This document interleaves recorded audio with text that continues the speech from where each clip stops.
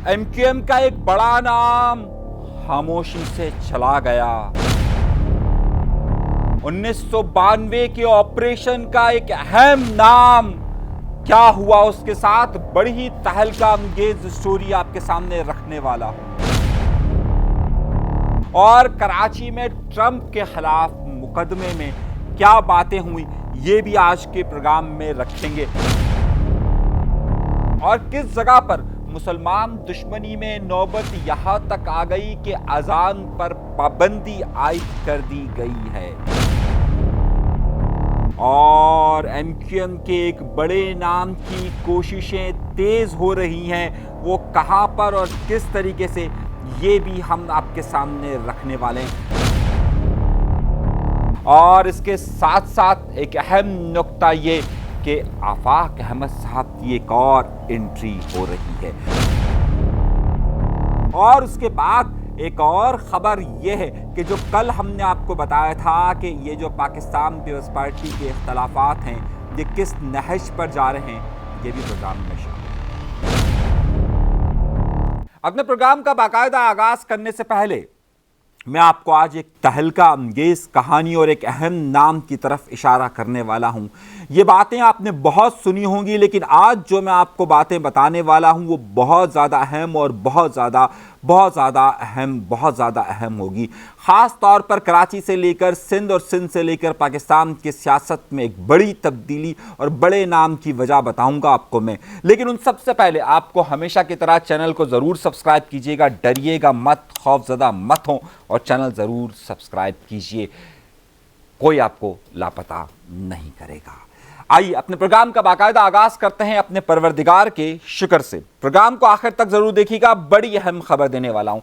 कहा जाता है कि एमक्यूएम के उरूज और एमक्यूएम के जवाल की जो सबसे बड़ी वजह करार दी जाती है वो 1992 का ऑपरेशन करार दिया जाता है। यानी कि जब एमक्यूएम अपने उरूज पर पहुंची हुई थी और उस वक्त के जब तमाम का तमाम सिंध का शहरी इलाका एमक्यूएम के पास था, एमक्यूएम बड़ी तेजी के साथ आगे जा रही थी। और फिर 19 जून 1992 को एमक्यूएम के खिलाफ ऑपरेशन शुरू होता है। इस ऑपरेशन में बड़ा अहम किरदार रहता है और इसकी जो सबसे बड़ी वजह बताई जाती है वो मेजर कलीम केस को बताया जाता है। मेजर कलीम केस सबके जहन में होगा और जो लोग नए देखने वाले हैं उन सब के इल्म में होगा कि मेजर कलीम केस किस तरीके से लांढी में हुआ था। उसकी बहुत सारी वजूहात थी और किस तरीके से मेजर कलीम के साथ जो मामलात हुए थे और उस वक्त के जो हुआ था वो सारा आपके सामने मौजूद होगा। मैं इसकी तफसीलात में नहीं जाना चाह रहा, मैं जिस बात पर बात करने वाला हूँ वो बहुत ज़्यादा अहम है। हुआ ये कि मेजर कलीम केस में बहुत सारे लोगों को गिरफ्तार किया गया था। उस गिरफ्तारी में उन्हें कई अरसे तक जेल में रखा गया। न सिर्फ उनके खिलाफ एक शदीद ऑपरेशन में उनको जिस्मानी तौर पर अजियतें दी गई और इतना शदीद उनके ऊपर तशद्दुद किया गया कि आपको उसकी मिसाल नहीं मिलेगी। लेकिन मैं ये बात क्यों बता रहा हूँ, एक बहुत अहम किरदार पर बात करना चाह रहा हूँ और उसी में एक बड़ा अहम नाम था जावेद काज़मी का। जावेद साहब किसी तारुफ के मोहताज इस हवाले से नहीं थे कि एमक्यूएम की एलीट और एमक्यूएम की अशराफिया उसे बहुत अच्छी तरीके से जानती थी। मेजर कलीम केस में जावेद साहब को अरेस्ट किया गया और उन्हें गिरफ्तार किया गया। गिरफ्तार करने के बाद उन्हें सख्त सज़ा दी गई, उन्हें शदीद अजियत का निशान बनाया गया, शदीद उन्हें टॉर्चर किया गया और फिर उन्हें 7 साल तक जेल में रखा गया। एमक्यूएम के बहुत कम लोग ऐसे हैं कि जिन्हें बहुत लंबी सज़ाएं, लीडरशिप के हवाले से मैं बता रहा हूँ, कारकुनान के हवाले से नहीं कह रहा, लीडरशिप में जिनको इतनी बड़ी सज़ा दी गई लेकिन उन्हें मुसलसल अजियत का शिकार रखा गया। यहाँ तक कि जब वो रिहा हुए तो उन्हें उस वक्त की जो एमक्यूएम थी और जो अल्ताफ़ हुसैन साहब थे उन्होंने बाकायदा लंदन बुलाया, उनका वहाँ पर ट्रीटमेंट करवाने की कोशिश की गई, लेकिन उसके बावजूद भी वो मुकम्मल तौर पर सेहतयाब नहीं हो सके। उनको इतना शदीद तशद्दुद का निशाना बनाया गया था। आज 1992 के बाद से आप देखिए तो आपको ये लगेगा कि 30-35 साल का वक्त गुजर चुका है और 35 साल के बाद एक और सानिया पेश आता है। जावेद साहब इस दुनिया से रुखसत हो जाते हैं। एमक्यूएम कि जो कि 22 सीटें इस वक्त रखती है और जो एमक्यूएम पूरी एमक्यूएम के हवाले से वो नाम बहुत ज़्यादा अहमियत رکھتا ہے. بہت سارے ایسے گمنام لوگ ہوں گے, بہت سارے ایسی لیڈرشپ آپ نے دیکھی ہوگی جو نہ جانے این کیو ایم کے لیے قربانیوں کی کیا کیا باتیں کرتی ہوں گی, لیکن آپ کو اصل کردار وہ اس وقت تک آپ کے سامنے نہیں موجود ہوں گے جنہوں نے واقعی میں این کیو ایم کے لیے لمبی لمبی نہ صرف جیلیں برداشت کی ہیں بلکہ اس کے خلاف شدید ترین آپریشن بھی برداشت کیا ہے, اور آپریشن کے بعد وہ جب تک زندہ رہے اس میں وہ درست طور پر نہ چل سکے, نہ بیٹھ سکے, نہ اٹھ سکے. اس کے بعد ان کا وہ حال ہوا, لیکن گمنامی سے کل ان کی تدفین کر دی گئی. گھر میں بیٹھے تھے, تسبیح پڑھ رہے تھے اور اس کے بعد ان کا انتقال ہوا, اور اس کے بعد شاید کراچی کے لوگوں کو وہ واقعات اور وہ چیزیں یاد نہ ہوں کہ کس طریقے سے ان کا نام سرخیوں میں آتا تھا. اس انتقال پر ظاہر دنیا بھر کے اندر جو این کیو ایم کے لوگ جو کہ سینئر لوگ ہیں وہ سب کے لیے بڑا ہی اہم معاملہ تھا, لیکن ظاہر جو لوگ ابھی نئے آئے یا جنہیں ان کے بارے میں کچھ بھی نہیں معلوم وہ شاید نہیں جانتے. نوجوانوں کے لیے اگر آپ کو کبھی تاریخ پڑھنی ہو تو کبھی آپ جاوید صاحب کی ہسٹری کو ضرور پڑھیے گا, آپ کو بہت سارے واقعات اور بہت کچھ ملے گا. میں اس پر ایک بہت لمبا اور ایک تفصیلی پروگرام کر سکتا ہوں کہ ان پر ٹارچر کس طریقے سے کیا گیا, کون کون سی جیل میں ان کو رکھا گیا, بند وارڈ کے اندر انہیں کس طریقے سے رکھا گیا.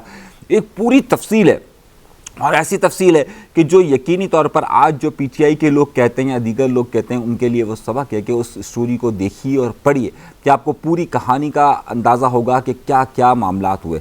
لیکن شاید آج اگر آپ کو آج جب ان کا انتقال ہوا تو این کیو ایم نے خود اس کو کس طریقے سے تسلیم کیا, کس طریقے سے ان کو ان کی اس انتقال کے بعد ان کو کس طریقے سے خراج تحسین پیش کرنا چاہیے تھا, جو نہیں ہوا, ایک افسوسناک بات ہے, کیونکہ شاید بہت سارے لوگوں کو ان کے بارے میں معلوم ہی نہ ہو اور بہت سارے لوگ ان معاملات سے اپنے آپ کو دور رکھنا چاہتے ہیں. لیکن سوچنے والوں کے لیے بہت کچھ ہے. ایک اہم نقطہ یہ ہے. اگلی خبر کی طرف آتے ہیں اور ایک اہم چیز کی طرف آتے ہیں. ایک اہم ملاقاتیں ہو رہی ہیں این کیو ایم کے لوگوں کی, اور کچھ بڑی ہی تفصیلات کے ساتھ آپ کو میں آگاہ کرنے والا ہوں. لیکن اس کے ساتھ میں نے ایک ذکر کیا تھا گزشتہ روز کے پاکستان پیپلز پارٹی کے لوگوں کے درمیان اختلافات کی خبریں میں نے آپ کو کہی تھی. اس خط کے بعد بہت ساری چیزیں ہوئی ہیں. پاکستان پیپلز پارٹی کے اہم رہنما جاوید ناگوری صاحب کے بھائی کا انتقال ہوا, اور ان کے انتقال پر بھی جگہ جگہ میئر صاحب, سعید غنی صاحب, سندھ کی انتظامیہ اور ان کے درمیان اختلافات کی خبریں زیر گردش رہی. اس جنازے, اس سویم کے اندر بھی لوگ پوچھتے رہے کہ آخر یہ معاملہ جا کس طرف رہا ہے, ٹاؤن انتظامیہ اور سٹی کے معاملات کس طرف جا رہے ہیں. پاکستان پیپلز پارٹی میں یہ اختلافات کی گونج اب زیادہ شدت اختیار کرتی جا رہی ہے, اور ہم تک جو اطلاعات موصول ہو رہی ہے اس میں یہ ہے کہ جو کہا تو یہ گیا تھا کہ دونوں طرف سے سیز فائر کر دیا جائے, مگر متوقع طور پر ہماری اطلاعات یہ موصول ہو رہی ہے کہ 10 محرم الحرام کے بعد ایک اور لیٹر آئے گا, شاید متوقع طور پر آ سکتا ہے وزیر بلدیات کی طرف سے, اور یہ معاملہ آگے بڑھے گا. آگے سے رکوانے کی یا اس کو معاملے کو ٹھنڈا کرنے کی ہر ممکن کوشش کی جا رہی ہے, لیکن تاحال یہ ہوتا ہوا نظر نہیں آ رہا ہے. دوسری طرف اب آئیے ایک اور خبر کی طرف اور ایک اور معاملے کی طرف جس کی طرف میں اشارہ کر رہا تھا. آج کراچی شہر میں ایک بڑا عجیب سا واقعہ ہوا, اور ہوا یہ کہ ایران پر حملہ کیا امریکہ نے, اور ایک شہری پہنچ گیا تھا کہ ٹرمپ کے خلاف کراچی میں مقدمہ درج کیا جائے. اب ظاہر ہے یہ ایک سستی شہرت کے طریقہ کار ہوتے ہیں کہ بھائی ایران پر حملہ کر رہا ہے امریکہ, اور یہاں پر ہم جائیں اور ٹرمپ کے خلاف بھائی مقدمے کے لیے بھائی مقدمے کی سماعت کرو. ایسا ہوتا ہے, لیکن اگر اس کا تعلق اگر پاکستان کی اس وقت کی پالیسی کے ساتھ ہو تو سمجھ میں آتا ہے. جس طرح عمران فاروق کا قتل ہوا تھا لندن کے اندر اور ان کا مقدمہ درج ہوا تھا اسلام آباد پنڈی کے اندر, اور کراچی سے لوگ اٹھے تھے اور مقدمہ پنڈی کے اندر, اور وہ لوگ آج بھی وہیں پر ہیں. تو یہ اس طرح کا کیس اس صورتحال میں پاسبل ہے کہ جب پاکستان کے ان کے ساتھ کوئی معاملات ہوں. آج اس مقدمے کی سماعت ہوئی تو جو سرکاری وکیل تھے انہوں نے کہا بھائی یہ کیا طریقہ کار ہے یار, ادھر معاملہ ہوا ہے, یہاں پر آپ یہ معاملات کر رہے ہیں. بعد میں یہ فیصلہ سنایا گیا کہ جناب ویانا کنونشن کے مطابق جو 1961 میں ہوا تھا اس کے مطابق کسی بھی جو ملک کا صدر ہوتا ہے اس کے خلاف یہ مقدمہ نہیں سنا جا سکتا, تو اس لیے اس مقدمے کو ختم کر دیا گیا. لیکن میں آپ سے بتا رہا ہوں کہ ہمارے ہاں پر بس لوگ موجود ہوتے ہیں کہ جو اس طرح کی خبر میں رہنے کی کوشش کرتے ہیں. تو آج جو کورٹ ہے سندھ کی اس نے اس سارے معاملے کو اڑا کر رکھ دیا اور کہا بھی ٹرمپ کے خلاف ہم مقدمہ درج نہیں کر سکتے. ایک اور بات یہ ہوئی ہے کہ انڈیا کے اندر مسلسل اب مسلمانوں کے لیے زندگی کو تنگ کیا جا رہا ہے, اور اتنا تنگ کیا جا رہا ہے مسلمانوں کے لیے زندگی کو کہ وہاں پر اب ممبئی شہر کے اندر لاؤڈ اسپیکر پر اذان پر پابندی عائد کر دی گئی ہے. یہ سلسلہ اب جس طریقے سے مختلف ریاستوں کے اندر بڑھتا جا رہا ہے اور انڈیا کے اندر مسلمانوں کو مسلسل ان کے لیے زندگی کو اجیرن بنایا جا رہا ہے. اب یہاں پر یہ پابندی عائد کر دی گئی، یعنی کہ آپ یہ دیکھیے کہ 600 سال، یعنی اگر مسلمانوں کے یہاں پر اگر آپ قیام کو دیکھیں تو تقریباً 1350 سال ہو چکے ہیں. اس پورے برصغیر کے اندر یہ پہلا موقع ہے کہ اس طرح کے احکامات جاری کیے گئے کہ مسلمانوں کو اذان دینے کی پر بھی پابندی عائد کر دی گئی اور لاؤڈ اسپیکر پر. تو یہ جو بی جے پی کی گورنمنٹ ہے، یہ خاص طور پر ہندو کی جو گورنمنٹ ہے، وہ انڈیا کا سیکولرزم کا چہرہ ختم کر اب زیادہ شدت کے ساتھ مسلمانوں کو نوچ رہی ہے. اور اسی وجہ سے آپ کو یاد ہوگا کہ جب قائد اعظم محمد علی جناح 1947 کے اندر یہ بات طے ہوئی تھی کہ مسلمانوں کے لیے الگ ریاست ہونی چاہیے، اور اس وقت اگر زیادہ طاقت کے ساتھ مسلمان اپنی اور زیادہ معاملات ہوتے، اور کچھ لوگ اگر جو کچھ کانگریسی اس زمانے میں کانگریسی مسلمان جو تھے وہ اگر اس وقت نہ جھکاؤ کرتے تو شاید آج پاکستان کا حصہ بہت بڑا ہوتا اور مسلمانوں کے لیے ایک علیحدہ بڑی ریاست ہو سکتی تھی. وہ اس وقت کے کانگریسیوں نے جو سازشیں کی وہ سب کے سامنے موجود ہے. خیر، وہاں پر زندگی کو مشکل سے مشکل تر کیا جا رہا ہے. ایک اہم بات اور بھی سامنے آئی ہے کہ پاکستان نے کراچی شہر کے اندر بھٹو صاحب کے زمانے میں اسٹیل مل بنائی گئی تھی روس کے تعاون سے، جنہوں نے یہ ٹیکنالوجی دی تھی، اور آج تک ہم اسے بھگت رہے ہیں. وہ بھگت اس لیے رہے ہیں کیونکہ نہ وہ اسٹیل مل چل پائیے اور اس کے اخراجات بڑھتے یہاں تک پہنچ چکے ہیں. اب اطلاعات یہ موصول ہو رہی ہے کہ پھر کراچی شہر کے اندر ایک اسٹیل مل لگانے کی بات کی جا رہی ہے، اور اس حوالے سے روس سے ہی تعاون کرنے کی بات کی جا رہی ہے. تو پہلے پچھلا والا ملبہ اب تک ان سے اٹھا نہیں ہے، اب اگلا والا ملبہ ڈالیں گے یا پھر کوئی واقعی میں ٹیکنالوجی حاصل کریں گے، یہ ایک الگ بحث ہے، لیکن یہ ایک الگ سلسلہ چل رہا ہے. ایک اور خبر کی طرف میں آتا ہوں، اور ایک بڑی خبر جو میں نے آپ کو کل بھی دی تھی کہ کچھ معاملات ایم کیو ایم کے اندر ہلچل کر رہے ہیں. ایک نام کی انٹری کی بات ہو رہی ہے 10 محرم الحرام کے بعد ایم کیو ایم کے اندر، اور وہ ان کی ملاقاتیں اور ان کے رابطوں کا سلسلہ تیز ہو گیا ہے. یہ میں آپ کو میں نے پچھلے دنوں بھی کہا تھا آپ کو، میں اب دوبارہ سے وہ خبر دے رہا ہوں. میں نے کل بھی کہا تھا، لیکن اب ذرا سی اس میں میرے پاس اور اطلاعات آئی ہیں، اور اطلاعات یہ آئی ہیں کہ اس حوالے سے مزید رابطوں میں اضافہ ہو گیا ہے. کچھ ایم کیو ایم کا پرانا نام جس وقت ایم کیو ایم کا حصہ نہیں ہے، اس کی ایم کیو ایم میں شمولیت اور بڑی کی پوزیشن کے لیے بڑے رابطوں کا سلسلہ شروع ہوا ہے. میں آپ سے پھر عرض کر رہا ہوں کہ بڑے رابطے ہوئے ہیں، اور بڑے رابطوں سے آپ جو کچھ بھی سمجھ سکتے ہیں وہ آپ کی مرضی ہے، صحیح ہے. لیکن یہ اطلاعات میرے پاس مسلسل آ رہی ہے، اور آج مجھے جو میری جادوگرنی نے اطلاع دی ہے وہ اطلاع اور زیادہ کنفرم ہو رہی ہے کہ ہاں ایسا ہوا ہے اور انہوں نے رابطے کیے ہیں. تو اب آئندہ دنوں کے اندر جو ایم کیو ایم کے اختلافات ہیں اس کو مزید کسی اور شکل پر ایک نئے ثالث کے طور پر ایک بڑے عہدے پر آپ آئندہ دنوں کے اندر بنانے کی تیاریاں ہو رہی ہیں. جس طریقے سے آپ کو کامران ٹیسوری صاحب کا آنا یاد ہوگا کہ وہ آئے اور فوراً جو ہے وہ اس وقت سینئر ترین رابطہ کمیٹی کے ممبر بن گئے اور سینئر کنوینئر بن گئے، سینئر ڈپٹی کنوینئر بنے، اور پھر 3-4 دن کے بعد وہ گورنر کے عہدے پر بیٹھ گئے تھے. تو بالکل اسی طریقے کا معاملہ جو ہے یہاں پر کچھ تیزی آئی ہے. میں یہ نہیں کہہ رہا کہ کنفرم ایسا ہی ہو جائے گا، میرے پاس یہ اطلاعات ہے کہ یہ تیزی آئی ہے، یہ رابطے بڑھے، اور اس میں کئی پیشکشیں زیر غور ہیں، کئی معاملات زیر غور ہیں. نام میں اس وقت نہیں بتا رہا ہوں، لیکن میں آپ کو یہ کنفرم 101% یہ اطلاع دے رہا ہوں کہ یہ رابطے ہوئے ہیں، اور یہ کوئی ایک نئے عہدے اور ایک نئی ہلچل پر بات ہوئی ہے. اچھا، اب جو ایم کیو ایم کے اندر کے اختلافات تھے، جو P S P versus M Q M تھے، اس کو کچھ حد تک تو فی الحال نیوٹرلائز کیا گیا ہے، ختم نہیں کیا گیا، فی الحال تھوڑا سا شانت رکھنے کی بات کی گئی ہے. لیکن اس حوالے سے بھی آپ کو آئندہ دنوں کے اندر بڑی تبدیلیاں رونما ہوتی نظر آئے گی، خاص طور پہ 9-10 محرم کے بعد. تو 9-10 محرم کے بعد وہاں پر بھی آپ کو کچھ تبدیلیاں رونما ہوتی ہوئی نظر آئے گی، اور یہاں پر بھی آپ کو تبدیلیاں رونما ہوتی نظر آئے گی. تو پاکستان نیوز پارٹی اور ایم کیو ایم کے سیاست میں تو یہ بات رہے گی. اچھا، میں نے ایک بار پھر جو ہے وہ ٹچ کیا تھا کہ کیا کامران ٹیسوری کی جگہ پر مسلم لیگ نون کے کسی گورنرشپ کے لیے کسی نام پر فائنلائز ہوا ہے.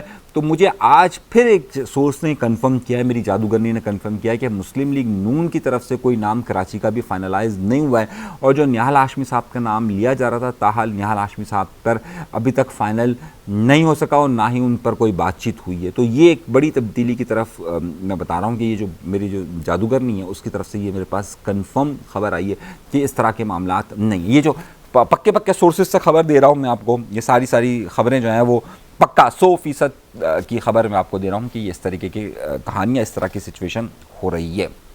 اب آئیے ایک اور پارٹی کی طرف اور ایک اور معاملات کی طرف۔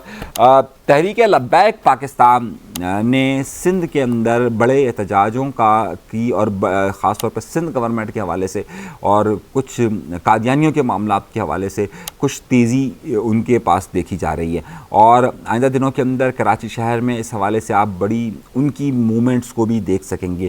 جماعت اسلامی اس حوالے سے ایک نئی موومنٹ کر رہی ہے سندھ گورنمنٹ کے خلاف، باقاعدہ جو احتجاجی مظاہروں کا سلسلہ یا اس کی طرف توجہ دی جائے 10 محرم الحرام کے بعد۔